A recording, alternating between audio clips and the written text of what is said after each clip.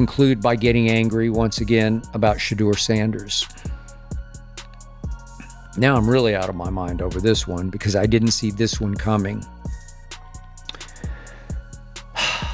So there was the report the other day from Adam Schefter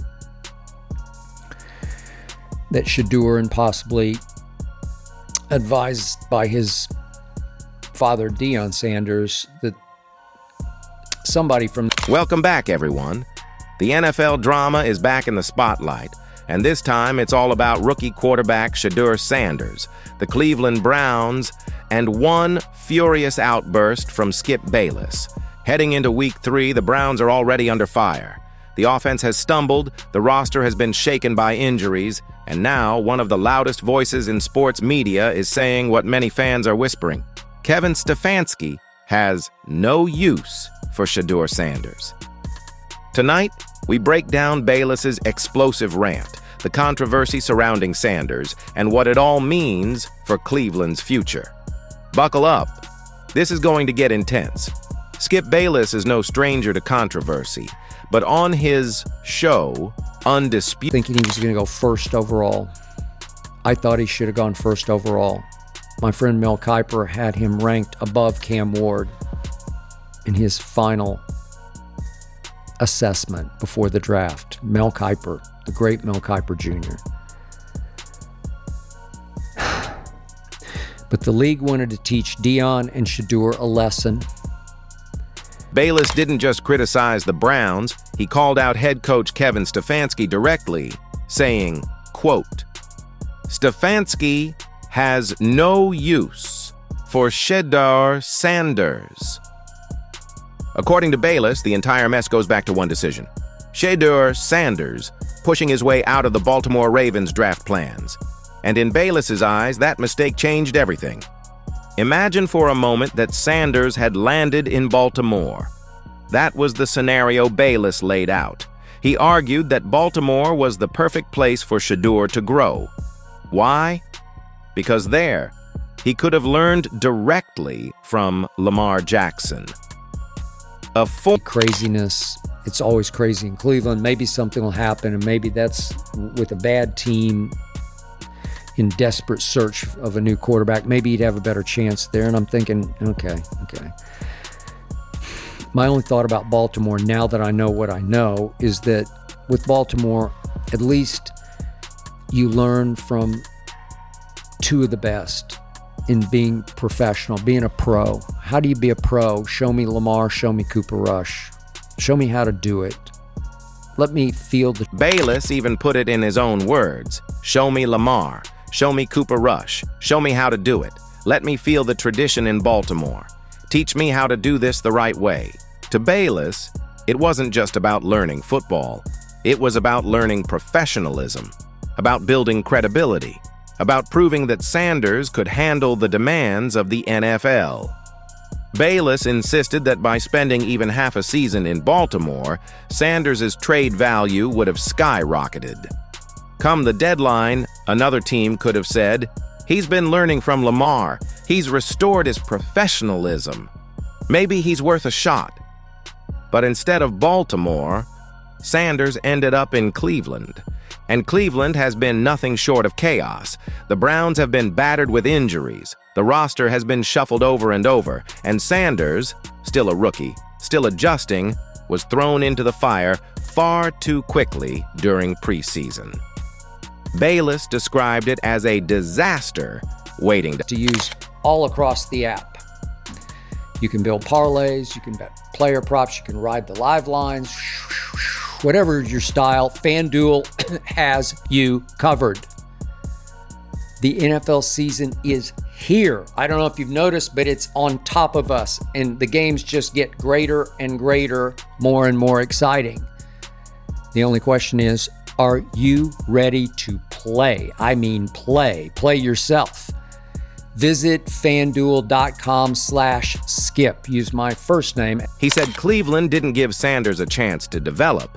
Instead, they set him up to fail. Then came the twist that really set Bayless off. Bailey Zappi. Yes, Bailey Zappi, the quarterback who had already been cut earlier in camp, was suddenly re-signed by the Browns. And to Bayless, that move was no accident. It was deliberate. He declared, quote, "You'll remember him from New England. Bailey Zapp.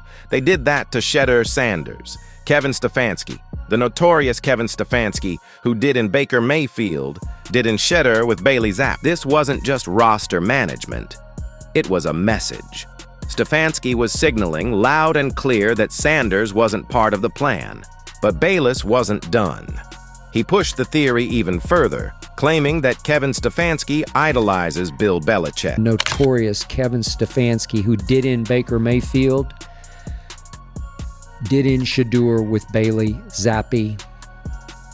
Bailey Zappi, kid from Victoria, Texas, went to Houston Baptist, then he went to Western Kentucky, and the great Bill Belichick, 2022, said, you know what? I might have missed the boat on this. Because Belichick once showed faith in Bailey Zapp, Stefanski decided he should do the same. Here's how Bayless put it. Even though they had cut him, Stefanski idolizes Belichick. Stefanski's thinking to himself, if Belichick loved this kid, then I should love this kid. You just know Stefanski has no use for Shedeur Sanders. No use. That was an ownership move, a Jimmy Haslam special, just to get publicity. Strong words from Bayless, and they've sparked debate across the NFL world. So what's the reality right now?